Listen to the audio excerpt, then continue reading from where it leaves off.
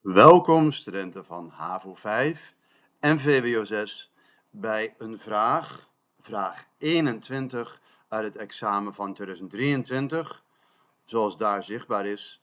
En het betreft dan specifiek tijdvak 2. Pergunta 21, vraag 21. In de periode 1924-1928 was er sprake van een economisch herstel, o recuperación económico, in Duitsland. Noteer 2 redenen voor dit herstel. Motibunan pa recuperación aquí. Botemester duna dos. Noteer 2 redenen voor dit herstel. En het herstel verwijst naar het economische herstel tussen 1924 en 1928.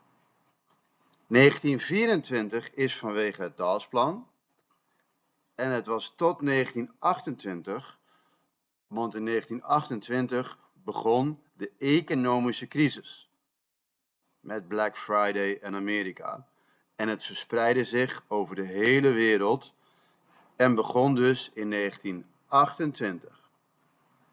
Ik contesta. De Amerikaanse leningen, dat is 1, antwoord 1.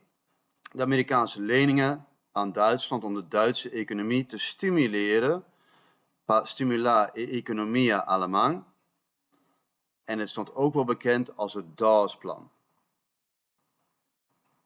Vanuit een van de Amerikaanse ministers was het plan om geld te lenen aan Duitsland, zodat het land zich economisch weer kon herstellen en bijvoorbeeld kon handelen met de Verenigde Staten, Amerika. Dat is 1. De Amerikaanse leningen aan Duitsland om de Duitse economie te stimuleren, ook wel bekend als het Dawes-plan.